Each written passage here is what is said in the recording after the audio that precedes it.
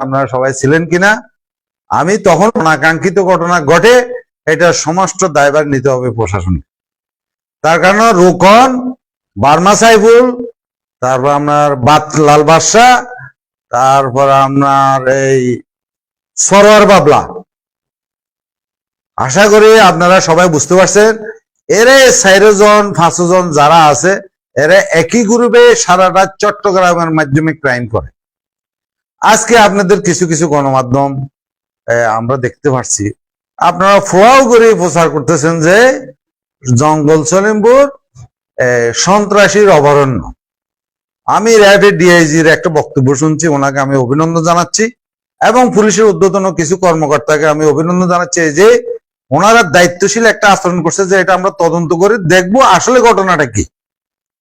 আসলে ঘটনাটা কি হলো সেটা আমরা আগে তদন্ত করে না দেখা পর্যন্ত আমরা কোনো কিছু বলতে পারবো না। ওনাদের এই মন্তব্যটার জন্য, ওনারা এই দায়িত্বশীল আচরণ করার জন্য আমি ওনাদেরকে আন্তরিকভাবে অভিনন্দন জানাচ্ছি।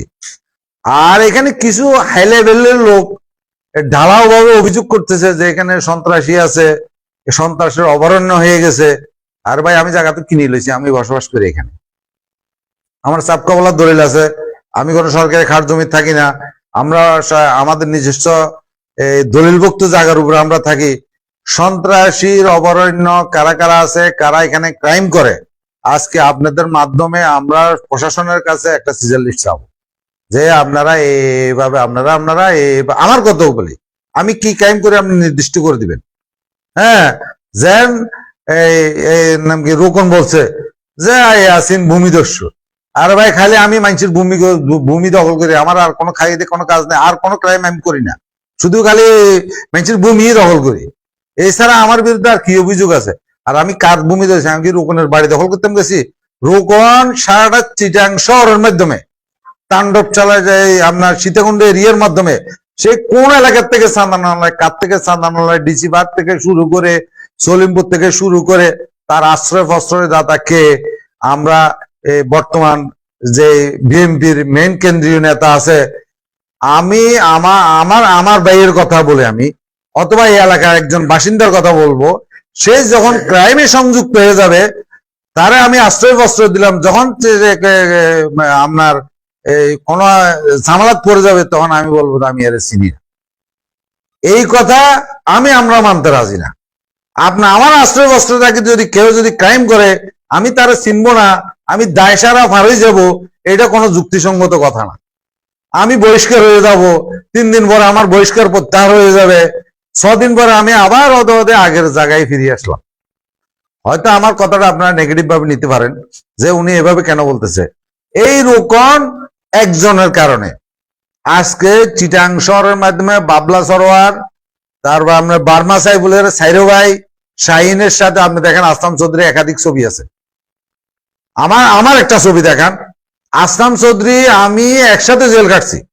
আসলাম চৌধুরী আসিল 6 দশক, আমি আসিলাম 15 নম্বর সেল, এবং আমি 9 মাস জেল কাটছি আওয়ামী লীগের আমলে বিনা অপরাধে। আমি সীতাকুণ্ডের মাধ্যমে আমাকে সবগুলা ভাঙচুরের মামলা দিয়ে দিছে। আর ভাই, আমার অপরাধটা কি? আপনি আমার অপরাধের ব্যাখ্যা দিবেন না। আমি মিটিংও আপনাদেরকে বলছি, আপনারা আমার অপরাধের ব্যাখ্যা দিবেন না। আপনার ডালাও বলবেন যে জঙ্গল সলিমপুর ক্রাইমের রাজত্ব টাইম। এখানে বাংলাদেশের একজন দায়িত্বশীল ব্যক্তি, আমি ওনার নাম প্রকাশ করতেছি না, এইসব ব্যক্তিদেরকে কে বা কাহারা দায়িত্ব দিছে সেটাও আমি জানি না। মনে করেন উনি বলে দিছে যে এটা দৃষ্টান্তমূলক শাস্তি হবে। দেখেন, আমি আরেকটা কথা বলি, র্যাবের বিষয়টা আমি আসতেছি। আমার একটা অফিস আছে ওখানে, এখান থেকে গেলে একটু কতটুক দূরে, ফুটেজটা আপনার প্রয়োজন আমার এখান থেকে নিয়ে যান। আমার ফিটিং দেওয়ার জন্য জনালকে ভাড়া করে নিয়ে আসছে, সোজ জনালের মাধ্যমে। সেখানে তো আমার অফিস ভাঙ্গি কিছু ভাই নেই, পরে পাবলিকে এখানে মরে আসছে আর ধরছে, ভাই আপনার কারে চান, কি জন্য চান, এরা সুনির্দিষ্ট কোনো উত্তর দেন না। বাংলাদেশের সমস্ত সংস্থা এখানে আসে। র্যাবের এই দুর্নাম কেন ভাই? আমি আজকে আপনারা মিডিয়া, আপনাদের মাধ্যমে জানতে চাই। ডিআইজি মহোদয়, র্যাবের যিনি বর্তমান ঊর্ধ্বতন কর্মকর্তা আছে, আমি ওনাকে সম্মানের সহিত বলতেছি যে আজকে আয়নাগরের বিষয়, এগুলা র্যাব থেকে সৃষ্টি। আজকে টার্মিনালে বিচার হচ্ছে, এগুলা র্যাবের বিষয়। এটা তো আরো বিভিন্ন সংস্থা আছে না, কারোর বিরুদ্ধে দেখিস না। আর আমার কথা হলো এখানে র্যাব আসবে, প্রশাসন যে কোনো জায়গায় যাবে, ওনার গাড়ির মধ্যে ওনার গাড়ি কই, ওনার পোশাক কোথায়? আমরা সিসি ক্যামেরার ফুটেজ পর্যালোচনা করে দেখলাম যে একটা সিভিল গাড়ির থেকে ডাকাইতের মতো ঢুকে গেছে একটা ঘরের ভিতরে। তাহলে ওখানে ঢুকি, ওখানে কি হয়েছে না হয়েছে, আমরা তো ভাই ওই এলাকার থাকি না। এখান থেকে আমাদের থেকে আরো প্রায় 3 কিলোমিটার, আপনারা হয়তো অফিসটা যাইতে একটু দেখে যাবেন, 3 কিলোমিটার দূরে পার্টি অফিস।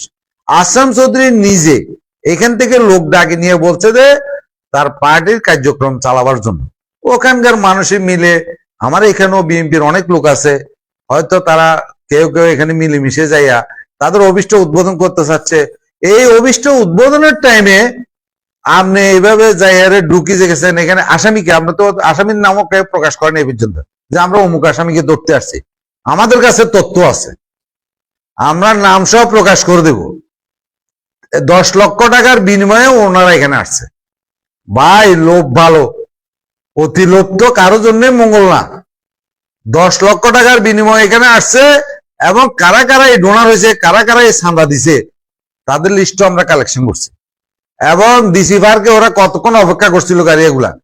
এর পরে এখান থেকে এখানে কারে কারে নিয়ে, এই যে মনা একজন ধরা খাইছে এখানে পাবলিকের হাতে। এখন মনে করেন এখানকার মানুষ আপনারা আমরা সবাই চিনেন। এখন আমি যদি অতর্কিত আপনাদের এখানে হামলা করতে ঢুকি, আপনারা কি আমার সার্ভিন খিরে এর লোক আরো 5 জন আসছে, এরা কারা? এতে তো আমাদের এখানে ঝামেলা করে। মনারে কেন্দ্র করে সবাই ধরছে, এদের কারো হাতে পোশাকও নাই, এদের কোনো পরিচয় নাই। এরা এক একবার বলে এক এক ধরনের লোক, কে কয় পুলিশের লোক, কে কয় ডিবির লোক, কে কয় র্যাবের লোক, কিন্তু এদের নির্দিষ্ট কোনো পরিচয় নাই।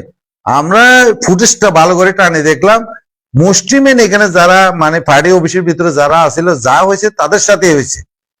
যাই হোক, এখানে একটা অনাকাঙ্ক্ষিত ঘটনা করছে। আমরা যখন এখানে জানছি, আমরা তাদেরকে ওখানকে ফোন করে চেষ্টা করছি যে পাবলিককে শান্ত করে ওদেরকে সেভ করার জন্য। পাবলিকের তোরের মুখে পড়ে, অর্থাৎ পাবলিক যখন ঠেলা দিছে তখন ওরা বাধ্য হয়ে কি করছে, ওই যে আপনার র্যাফের জ্যাকেট এগুলো কি করছে, গায়ে দিয়ে ফেলছে। র্যাফের জ্যাকেট এগুলো যখন গায়ে দিয়ে ফেলছে তখন মানুষও বুঝতে পারছে যে এরা র্যাফ লোক।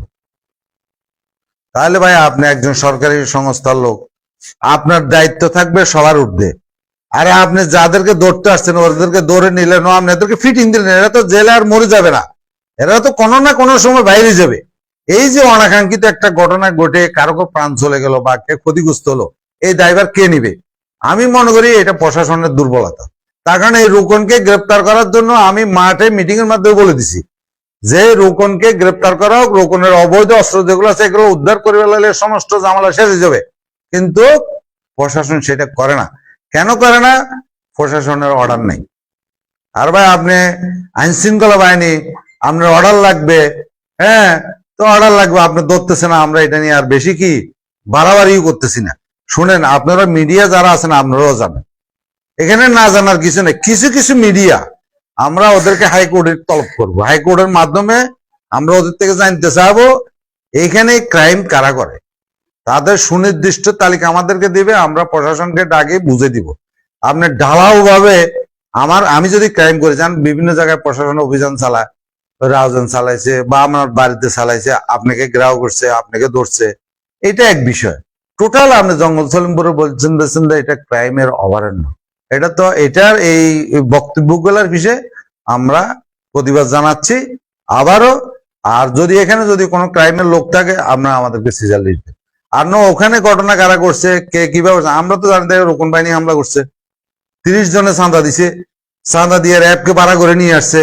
আর র্যাব এই ক্রাইমের এই লোকদেরকে নিয়ে যে এক মার্ডার কেসের আসামি, তার নাম ওয়ারেন্ট আছে মনা, তারে নিয়ে এখানে আসলো কেন? তার সাথে এখানে আগেও ঝামেলা হয়েছে, ঝামেলা যখন হয়েছে তারা এখানের মানুষের ফাইলে এমনি ঝামেলা হবে। তাহলে ঝামেলা লোক নিয়ে আপনি যখন ঢুকছেন, পাবলিক তো মনে করছে যে এও সন্ত্রাসী, এই কোনো সোর্সও নেই, এও সন্ত্রাসী, আর লগ যেগুলো আসছে এগুলো সন্ত্রাসী। এগুলাকে কেন্দ্র করে ওখানে একটা অপ্রীতিকর ঘটনা ঘটছে। এখন এটা সাবাই দিচ্ছে কার উপরে? আলীনগরের উপরে। আলীনগর এখান থেকে আরো 2 কিলোমিটার আপনার দক্ষিণে এদের বিএনপির পার্টি অফিসে ঘটনাগুলো হচ্ছে। আসেন এবারে এখনকার বর্তমান হালের কথা বলি। রোকন এখন পরিকল্পনা করতেছে এইখানে প্রশাসনিক ভাবে অভিযান হবে, সেই অক্রাইস ফলাবাইন লই ফিসু দিয়ে ঢুকবে, 22 সালে এখানে যে ঘটনাটা হয়েছে যে যমুনা ডিবি টানি টানি দেখায়। শোনেন ভাই, আপনি বাস্তবটা যদি প্রচার করতে না পারেন, মিথ্যাটা নিয়ে আপনি টানাটানি করার কোনো সুযোগ আছে কিনা আমি জানি না। আমি আপনাদের সবার কাছে আমার প্রশ্ন, আপনাদের বলতেছেন 3100 একর খাস সম্পত্তি আছে, আমি আপনার লগে একমত। আপনার কাছে কি ডকুমেন্ট আছে আপনি আমার দেন। আরে ভাই, আপনি তো প্রচার করতেছেন আপনার বাড়িঘর আছেন। 3100 একর সম্পত্তি কতগুলা? আর আমি আমার মালিকানার জায়গা থাকি, আপনি ঘুরিয়ে কোন এগুলো খাট জমি, আমরা খাট জমি আমরা প্রমাণ করে দিন, আমি চলে যাবো। আমরা চলে যাবো এই এলাকার থেকে। শোনেন, এখানে 2 লক্ষ মানুষের বসবাস, আমার জানো 2 লক্ষের অধিক হবে। এখানে যদি নির্দিষ্টভাবে কোনো আসামি থাকে যে ওনার নামে মামলা আছে বা উনি ক্রাইম করে, আপনারা আমাদেরকে সহযোগিতা করেন, আমরা ওনাদেরকে ধরবো। তবে আপনি সুনির্দিষ্টভাবে তথ্য দিতে হবে। আপনি ঢালাও ভাবে কাউকে বলবেন, কোন ক্রাইমের লোকের ফাঁদে ফাড়া দিবেন। আমরা আগেও বলছি, এইটা করিয়েন না, এটা করে নিজেরও বিপদগামী না, অন্যকেও বিপদগামী করার চেষ্টা করিয়েন না। আমি আবারও বলতেছি, র্যাব বাংলাদেশে বিলুপ্ত করে দিবার জন্য বহুত সুশীল সমাজ থেকে শুরু করে বহুত মানুষে এটারে ইয়া করছে, কি আপনার জাতীয় সংসদে পর্যন্ত এটা উপস্থাপিত হয়েছে বিভিন্ন ক্ষেত্রে যাইয়ারে, যে র্যাবের বিরুদ্ধে এই সমস্যা। কে রে ভাই, এখানে এই জঙ্গল সলিমপুর 2010 সাল, আমি আবারও বলছি 2010 সাল, আর এবারে রিদওয়ান, এই ব্যতীত সারা যেতগুলো অস্ত্র এখানে উদ্ধার করছে, কে করছে? র্যাবে। র্যাবে কোনো অস্ত্র উদ্ধার করে না, র্যাবে ফিটিং দিছে।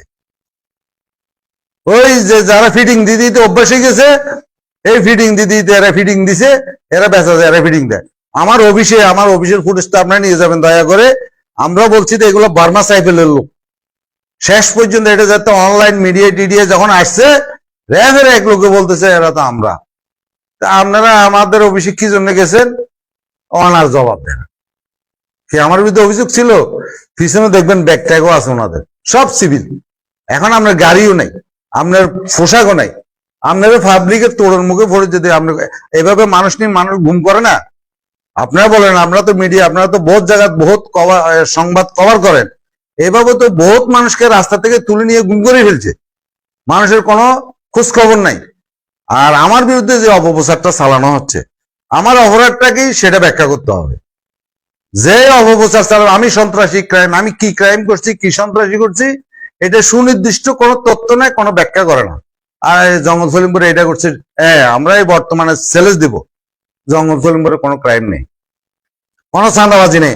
আপনি চাঁদাবাজি করতে পারতেছেন না বিধায় এখন আমরা সবাই সন্ত্রাসী গেছি, আপনি ভালো গেছেন। আমি লিখিত দিচ্ছি, আপনি আজকে রোকনকে গ্রেপ্তার করেন, কালকে সীতাকুণ্ড পর্যন্ত ঠান্ডা হয়ে যাবে। রোকনের এই গডফাদার কে? রোকনে একটা মানুষ সারা চট্টগ্রামের মাধ্যমে চাঁদাবাজি করে। আমি ওই দিন বলছিলাম যে একই সূত্রে 3 জন সন্ত্রাসী, একই সূত্রে গাথা, কিন্তু আমি ওগুলোর নাম বলিনি তখন, যেটা সত্য কথা। এই বার্মা সাইফুল আমাদের এলাকার একটা গাড়ি নিয়ে গেছে টেকনিক্যাল থেকে 4 লক্ষ টাকার জন্য, তাকে এতদিন ফরজাইয়ারে পুলিশে গ্রেপ্তার করছে। এই বাসে সহ জড়িত, লাল বাসা সহ জড়িত। এই যে আমরা সরোয়ার বাবলা, আসাম চৌধুরীর কাপড় চোপড় দিত 6-10-এর মাধ্যমে, আসলাম চৌধুরী মোবাইল হেফাজত করত, আসলাম চৌধুরী বেডশিট দিত। এই আসলাম চৌধুরীর নাম বিক্রি করে এই আমরা সরোয়ার বাবলা, আপনার এই কালুঘাট থেকে শুরু করে কোন জায়গাটা ক্রাইম না করলো।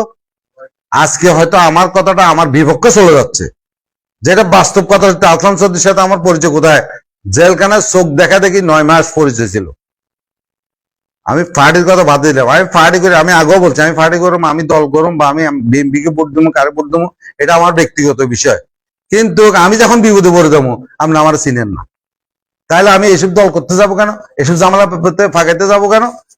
যাই হোক, আজকে আপনাদেরকে ডাকার কথা হলো যে র্যাবের যে সদস্য বা যিনি নিহত হয়েছেন, বা এখানে অনাকাঙ্ক্ষিত ঘটনা বা যিনি অ্যাক্সিডেন্ট হয়েছেন, আমরা যতটুকু শুনছি, ওনাকে প্রাথমিক এখানে চিকিৎসা করে ওনাকে দিয়ে দেওয়া হয়েছে, পুলিশকে বুঝিয়ে নিয়ে গেছে, কিন্তু উনি মারা গেছে কোথায় এটা আমরা জানি না। এই হাসপাতালে আমরা পরে মিডিয়ার মাধ্যমে জানছি যে নাকি CMS এ। তো যাই হোক, ওনার পরিবারের ভরণ পোষণ বা দায়ভার এটা কেউ পূরণ করতে পারে না। আমি এখন বলতেছি, বহুত মানুষে বলতেছে এটা করে দিবো, সেটা করে দিবো, এগুলো হলে দেশে এক ধরনের বাটপারি। কেননা এই ধরনের বাটপারি, আমি এইভাবে অনেক মানুষকে দেখছি পুনর্বাসন করে দিব, বহুত অফিসারকে দিয়ে করে দিব, অনেক মানুষের যে ইয়ে হয়ে গেছে ফল দেখা যাতে এদের খবর হয় না নাকি।